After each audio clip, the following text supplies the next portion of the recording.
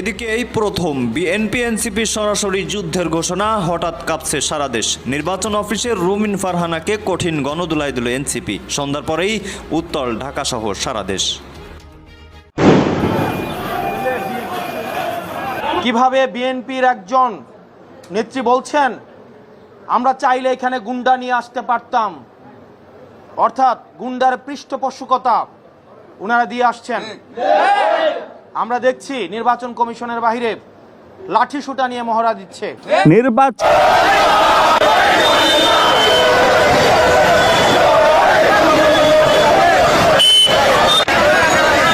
যে আমি রক্তচোষা, একটা হলো আমি শত্রু, একটা হলো যে আমি দেশের শত্রু, আমি চারদিকে ষড়যন্ত্র করে বেড়াই। তারা ক্ষমতায় গেলে আমাকে ফাঁসির কাস্টে ঝুলাবেন। আজকে এখানে এসে দেখছি না, তাদের আর ফাঁসি দেওয়ার সুযোগ হবে না।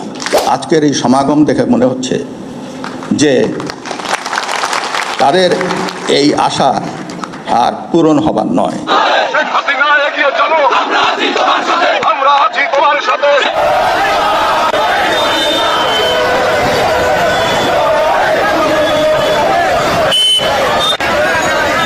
যে আমি রক্তচোষা, একটা হলো আমি শত্রু, একটা হলো যে আমি দেশের শত্রু, আমি চারদিকে ষড়যন্ত্র করে বেড়াই। তারা ক্ষমতায় গেলে আমাকে ফাঁসির কাস্টে ঝুলাবেন। আজকে এখানে এসে দেখছি না, তাদের আর ফাঁসি দেওয়ার সুযোগ হবে না। আজকের এই সমাগম দেখে মনে হচ্ছে যে তাদের এই আশা আর পূরণ হবার নয়। শেখ হাসিনা অবশেষে ফিরে এলেন বাংলাদেশে। 12 মাস দিল্লিতে কাটানোর পর বাংলাদেশে ফিরছেন তিনি। বিমানবন্দরে নেমেই তিনি হাত নাড়লেন সমর্থকদের দিকে। ভিড়ের মধ্যে কান্না, উল্লাস, উত্তেজনা সব মিলেমিশে এক অগ্নিগর্ভ পরিবেশ। ঢাকা আজ অচল। সকাল থেকে কিছু ভিডিও আপনাদের মধ্যে শেয়ার করতে যাচ্ছি, যে ভিডিওগুলো দেখলে রীতিমতো অবাক হবেন।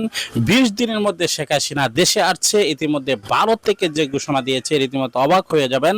এবং 20 তারিখ অর্থাৎ সেপ্টেম্বরের 20 তারিখ ফাইনাল এক ডেট দিয়েছেন মোদী সরকার। এবং সেখানে রাজনীতিবিদরা কি হতে যাচ্ছে দেশে, শেখ হাসিনা কিভাবে বাংলাদেশে ঢুকবে, সব বিস্তারিত জানাবো এই ভিডিওতে। লাইক করে ভিডিওটি শেষ পর্যন্ত দেখতে থাকুন। নির্বাচন অফিসে কমিশনারদের সামনে সিএসি নাসিরউদ্দিন উপস্থিত থাকা অবস্থায় ভয়ঙ্কর এক সংঘর্ষ ঘটে গিয়েছে। রুমিন ফারহানার সকল নেতাকর্মীরা ঝাঁপিয়ে পড়েছে এনসিপি নেতাকে গণদোলাই দিয়েছে। একটি নির্বাচন কমিশনের ভিতরে যদি অবস্থা হয়, তাহলে পরবর্তী নির্বাচনের অবস্থা কি হবে? এজন্যই নির্বাচন কি বন্ধ হতে যাচ্ছে? সিএসি হঠাৎ করে খেপে গিয়েছে। কি বলেছে হাসনাত আব্দুল্লাহ এবং রুমিন ফারহানা? বিএনপি এবং এনসিপির মধ্যে যে ভয়ঙ্কর যুদ্ধে রূপান্তরিত হচ্ছে, সব বিষয় দেখাবো এই ভিডিওতে। না টেনে লাইক করে শেষ পর্যন্ত ভিডিওটি দেখতে দেখো। আমাকে ফেলে দেওয়ার চেষ্টা হয়েছে। যেই বিএনপির নেতা কর্মীদের জন্য গত 15 বছর লড়াই করলাম, তারা আমাকে এখন ধাক্কা দেয়। তো ঠিক আছে, ধাক্কার বদলে তো ধাক্কা আসবেই, তাই না? সেটাই হয়েছে। আমি অ্যাকচুয়ালি সত্যিটা বলতে গিয়ে আমাকে প্রায় মেরে ফেলার মতো একটা অ্যাটাক করা হয়েছে। আর যদি উনি না থাকতেন কিংবা আমার ভাই শুভ না থাকতেন, তাহলে হয়তো বা ওনারা আমাকে মেরে ফেলতেন। এরকম একটা অবস্থা হয়েছে। আপনারা তো সবকিছু দেখছেনই, অথচ আমার দোষ ছিল, আমি সত্যিটা বলতে গেছি। নির্বাচনের আগে একটা সীমানা নিয়ে যদি এইরকম আচরণ আমরা দেখি নিজের দলের মধ্যে, who knows নির্বাচনে কি হবে। মুশকিল হচ্ছে উনি যেহেতু খুব পরিচিত কোনো মুখ নন, উনি এনসিপি থেকে এসেছেন না জামাত থেকে এসেছেন আমি জানি না, তবে উনি প্রথম, আমি জানি না যার কথা আপনি বলছেন, একজন আমাকে ধাক্কা দিয়েছেন, পাঞ্জাবি পরে, হ্যাঁ একজন ধাক্কা দিয়েছেন। তারপরে আমার লোক তো বসে থাকবেন, আমি তো একজন মহিলা, এবং পরে যখন আমার লোকজনকে মারধর করেছে, আমার লোকজন জবাব দিয়েছে। কিভাবে বিএনপির একজন নেত্রী বলছেন আমরা চাইলে এখানে গুন্ডা নিয়ে আসতে পারতাম, অর্থাৎ গুন্ডার পৃষ্ঠপোষকতা ওনারা দিয়ে আসছেন। আমরা দেখছি নির্বাচন কমিশনের বাইরে লাঠি সুটা নিয়ে মহড়া দিচ্ছে। নির্বাচন কমিশন, প্রধান নির্বাচন কমিশনের অফিসের যদি এই অবস্থা হয়, সারা বাংলাদেশে এই বিএনপির যারা রয়েছে, এই গুন্ডাদের পৃষ্ঠপোষকতা দিচ্ছে, তারা কিভাবে ভোট কেন্দ্র দখল করবে সেটির আজকে হচ্ছে টেস্ট ম্যাচ হয়ে গিয়েছে। এবং এইসব নেতাকর্মী বাংলাদেশে কিভাবে, হাসিনার সময় আমরা বলতে শুনেছি, হাসিনা বলতো 20টা হুন্ডা 10টা গুন্ডা, নির্বাচন ঠান্ডা।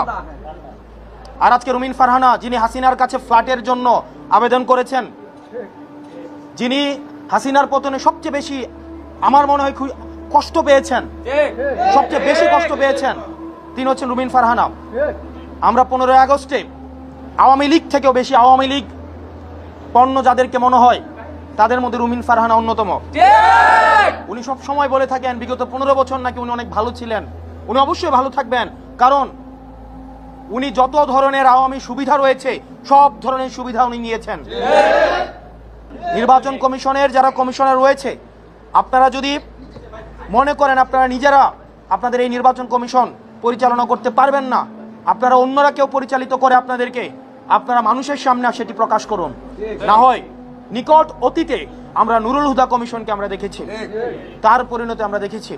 বাংলাদেশের মানুষ আবার কোনো মঞ্চস্থ নির্বাচনের দিকে যেতে চায় না।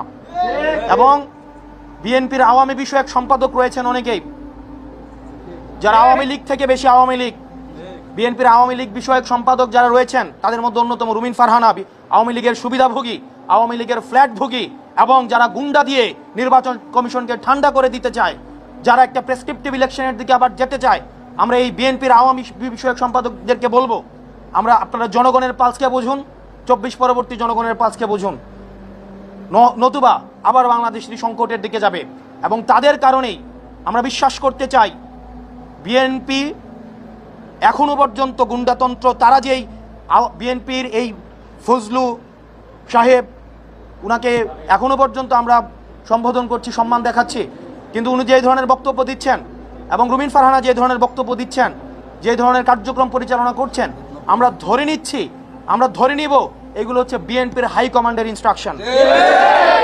এবং আজকের নির্বাচন কমিশনে যেই ঘটনাটি ঘটেছে সেই বিষয়ে বিএনপি কি অবস্থান নেয় সেটির প্রতি আমরা নজর রাখব।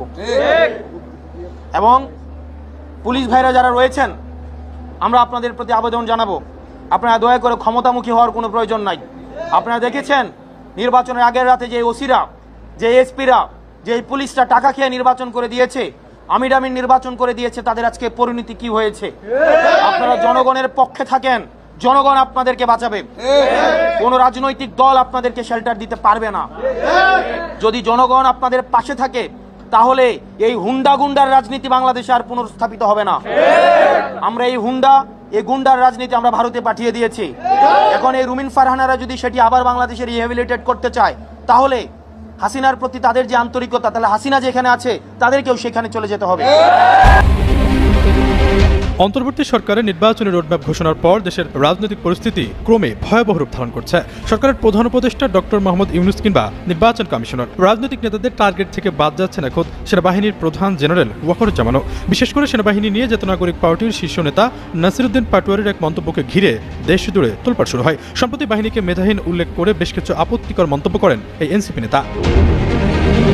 এর আগেও সেনাবাহিনী নিয়ে আপত্তিকর মন্তব্য করেন এনসিপির আরেক নেতা হাসান আব্দুল্লাহ। বিভিন্ন সময়ে বাহিনীকে নিয়ে কড়া মন্তব্যের জবাবে আবেগঘন বার্তা দিয়েছেন জেনারেল ওয়াকারুজ্জামান। সম্প্রতি ঢাকা সেনানিবাসে আয়োজিত এক অনুষ্ঠানে বাহিনীর সদস্যদের উদ্দেশ্যে তিনি বলেন, এসব গালিগালাজ শুনে অখুশি হওয়ার কিছু নাই। যারা এসব করছে তারা আমাদের সন্তানের বয়সী, ওরা বড় হলে নিজেদের ভুল বুঝতে পারবে, তখন লজ্জিত হবে। দেশ এখন নির্বাচনের দিকে যাচ্ছে, অবাধ, সুষ্ঠু, নিরপেক্ষ নির্বাচন অনুষ্ঠানে দিল্লিতে কাটানোর পর বাংলাদেশে ফিরছেন তিনি। বিমানবন্দরে নেমেই তিনি হাত নাড়লেন সমর্থকদের দিকে। ভিড়ের মধ্যে কান্না, উল্লাস, উত্তেজনা সব মিলেমিশে এক অগ্নিগর্ভ পরিবেশ। ঢাকা আজ অচল। সকাল থেকেই হাজারো মানুষ বিমানবন্দরের পথে, পথ জুড়ে স্লোগান, নেত্রী ফিরছে, বাংলাদেশ বাঁচবে। কিন্তু অপর প্রান্তে দাঁড়িয়ে এনসিপি আর ছাত্র নেতারা গর্জে উঠছে, গণ অভ্যুত্থানের রক্তে লেখা হাসিনার ফেরা মানি না। মুহূর্তেই দেশ যেন ভাগ হয়ে গেল দুই শিবিরে। রাজধানীর আকাশে টিয়ার সেল, রাস্তায় পুলিশের ব্যারিকেড। প্রশ্ন একটাই, এই ফেরা কি টিকে থাকবে নাকি আবারও শুরু হবে রক্তক্ষয়ী রাজনীতি? হাসিনার দেশে ফেরা কি চোখে দেখবেন দেশবাসী? চলুন আজ আপনাদের টাইম ট্রাভেল করাই। বিমানবন্দর থেকে বের হয়ে হাসিনা সরাসরি গেলেন ধানমন্ডি 32 নম্বরে। সেখানে সমবেত হলো আওয়ামী লীগের হেভিওয়েট নেতারা ওবায়দুল কাদের, হাসান মাহমুদ, জাহাঙ্গীর কবির নানক, দরবেশ সালমান, এফ রহমান। তাদের একটাই বার্তা, আমাদের নেত্রী ফিরেছেন, এবার সময় সংগঠন গোছানোর। কিন্তু রাস্তায় তখন চলছিল সংঘর্ষ। ঢাকার শাহবাগ, চট্টগ্রামের অন্দরকিল্লা, রাজশাহীর মালোপাড়ায় ধাওয়া পাল্টা ধাওয়া। 1 বছর আগে যে গণ অভ্যুত্থান হাসিনাকে দেশ ছাড়তে বাধ্য করেছিল, আজ তার উল্টো দিকে দাঁড়িয়ে আওয়ামী লীগ আবারও রাস্তায় শক্তি দেখাতে শুরু করলো। হাসিনা ফিরেই ঘোষণা দিলেন, আওয়ামী লীগ আবার জনগণের দলে পরিণত হবে। পুরনো কর্মীরা জেগে উঠলো। শহর থেকে গ্রাম, প্রতিটি ওয়ার্ডে সভা সমাবেশ শুরু হলো। আওয়ামী লীগের ভাষণে ফিরে এলো পুরনো স্লোগান, বঙ্গবন্ধুর কন্যা ছাড়া বাংলাদেশ অচল। কিন্তু দেশের বড় অংশ এখন এনসিপির সঙ্গে। ডক্টর ইউনূস আর তার তরুণ ছাত্র নেতারা গত 1 বছরে মানুষের মনে সংস্কারের স্বপ্ন দেখিয়েছে। তারা বলছে, এই ফেরা মানে অতীতের অন্ধকারে ফিরে যাওয়া। ঢাকার রাস্তায় একদিকে আওয়ামী লীগের মিছিল, অন্যদিকে এনসিপির স্লোগান। পুলিশ মাঝখানে দাঁড়িয়ে কেবল ব্যারিকেড দিচ্ছে। মগবাজারে সংঘর্ষে আহত হলো শতাধিক মানুষ। নারায়ণগঞ্জে আওয়ামী লীগের কার্যালয়ে হামলা হলো। কুমিল্লার এনসিপির কর্মীরা লাল সবুজ পতাকা হাতে পাল্টা মিছিল করলো। বাংলাদেশের রাজনৈতিক আকাশ আবারও ঘন কালো মেঘে ঢাকা। প্রশ্ন উঠছে, এই ফেরার মূল্য দিতে হবে কত রক্ত ঝরিয়ে? হাসিনার ফেরায় আন্তর্জাতিক অঙ্গন সরগরমে। দিল্লি খুশি, কারণ তাদের আশ্রিত নেত্রী ফিরেছে। ওয়াশিংটন আর ব্রাসেলস বিবৃতি দিল, হাসিনার প্রত্যাবর্তন গণতন্ত্রের জন্য অশনি সংকেত। বাংলাদেশের রাজনীতি আবারও বৈশ্বিক শক্তির টানাপোড়েনের মঞ্চে পরিণত হলো। মুখোমুখি দাঁড়ালো দুই প্রতীক, শেখ হাসিনা, সাবেক প্রধানমন্ত্রী, উন্নয়নের রূপকার দাবি করা নেতা ডক্টর মোহাম্মদ ইউনূস, নোবেল বিজয়ী অর্থনীতিবিদ, গণ অভ্যুত্থানের হিরো, এনসিপির প্রাণ পুরুষ। এক পক্ষ বলছে হাসিনা ছাড়া দেশ চলবে না, অন্য পক্ষ বলছে হাসিনার ফেরা মানে অতীতের দুর্নীতির ছায়া। বাংলাদেশ আবারও বিভক্ত। অতীত বনাম বর্তমান, উন্নয়ন বনাম সংস্কার, আবেগ বনাম পরিবর্তনের রাজনীতি। হাসিনা বুঝলেন ক্ষমতায় ফেরার পথ সহজ নয়, তবুও কৌশল সাজালেন। গ্রামে গ্রামে পুরনো ঘাঁটি পুনর্দখল, প্রশাসনের প্রভাব ফিরিয়ে আনা, আদালতে মামলার জট খোলার চেষ্টা। একই সঙ্গে তিনি আবার জাগাতে চাইলেন বঙ্গবন্ধুর আবেগ। বললেন, আমার ফেরা মানে আওয়ামী লীগের ফেরা, বাংলাদেশকে নতুন করে বাঁচানো। কিন্তু মানুষ কি আবার সেই আবেগে সাড়া দেবে, নাকি তারা বলবে, আমরা নতুন নেতৃত্ব চাই, পুরনো মুখ নয়? ঢাকা বিমানবন্দরের উত্তেজনা, রাস্তায় সংঘর্ষ, আন্তর্জাতিক প্রতিক্রিয়া সবই যেন চোখের সামনে ভেসে উঠল। কিন্তু মনে রাখবেন, এটা কোনো বাস্তব খবর নয়, এটা কেবল একটি রূপক গল্প। তবে রাজনীতিতে অসম্ভব বলে কিছু নেই, যা আজকে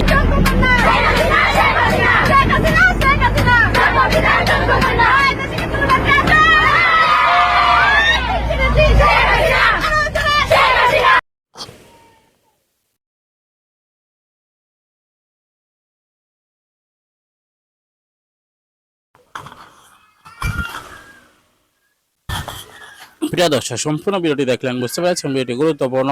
আমরা চাই বস্তুনিষ্ঠ সকল আপডেটগুলো আপনাদের মধ্যে তুলে ধরার জন্য। এবার যেভাবে রাশিয়া থেকে, বিভিন্ন দেশ থেকে যেভাবে ফোন দেওয়া হচ্ছে, শেখ হাসিনা একটি জনমত তৈরি করছেন এবং সকল দেশের একটি সমর্থনে তিনি দেশে ফিরবেন, আর এমনটি বোঝা যাচ্ছে। ইতিমধ্যে ভ্লাদিমির পুতিন, যে রাশিয়ার প্রেসিডেন্ট, তিনি ফোন দিয়েছেন। অবশ্য বোঝা গিয়েছে যে তিনি একটি জনসমর্থন তৈরি করতে যাচ্ছেন এবং দেশে ফেরার জন্য সর্বত্র একটি কাজ তিনি চালিয়ে যাচ্ছেন। অবশ্যই শেখ হাসিনা দেশে আসবে চূড়ান্তভাবে, সেটা কিন্তু আমরা বুঝতে পারছি। প্রিয় দর্শক, আজকের মতো বিদায় নিচ্ছি, দেখা হবে অন্য কোনো ভিডিওতে। সে পর্যন্ত ভালো থাকুন, সুস্থ থাকুন। আসসালাম।